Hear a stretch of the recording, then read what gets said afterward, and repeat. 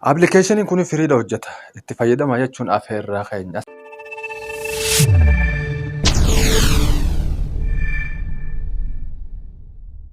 Assalaamu alaikum warahmatullahi wabarakatuh. Shama harka fuunee jirtu isiniin jechaadha.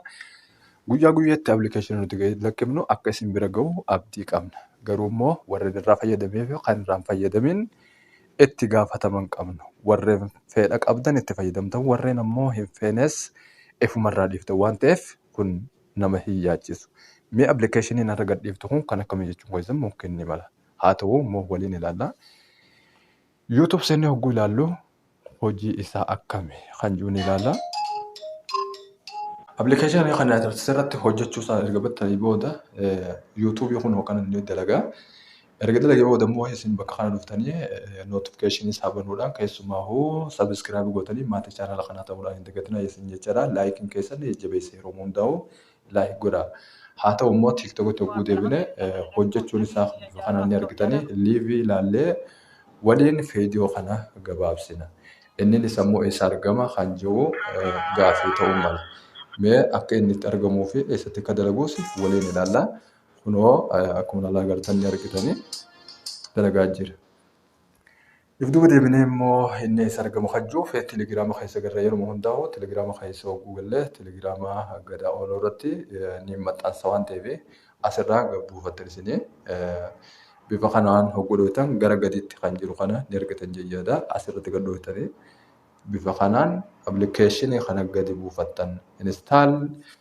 Isin install gootanii anamma kanumaan install godhee jiru open godheen haa banu.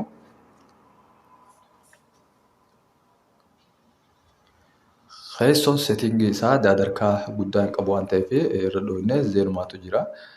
Yoon fakkatti isinii dhufu waadda update gootan. Yoon isinii dhufu immoo itti dhiiftanii zeen irratti anummaa zeenii fi jawwiidhaa feerii kan jiru waan ta'eef isaan irratti hin dhawu.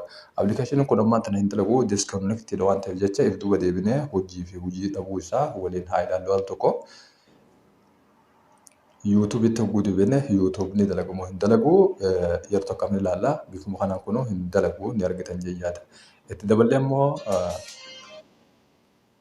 TikTokis akkasuma hin dalagu waan ta'eef amma maraa jira.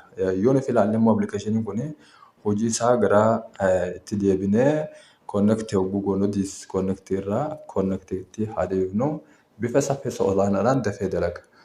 Kanaaf if duuba hogguu deebine immoo appilikeeshiniin sun immoo haree fuuldura dalaguu didee kunoo TikTok akka dalagaa jiru ni argitan jechaadha. Akkasuma immoo YouTube'itti hogguu deebines dalagamoo hin dalagu waliin ilaallee viidiyoo tana gabaabsinaa al tokkoo fi kun akkuma ilaaltaa inni agartan YouTube'iin hojjechaa jira.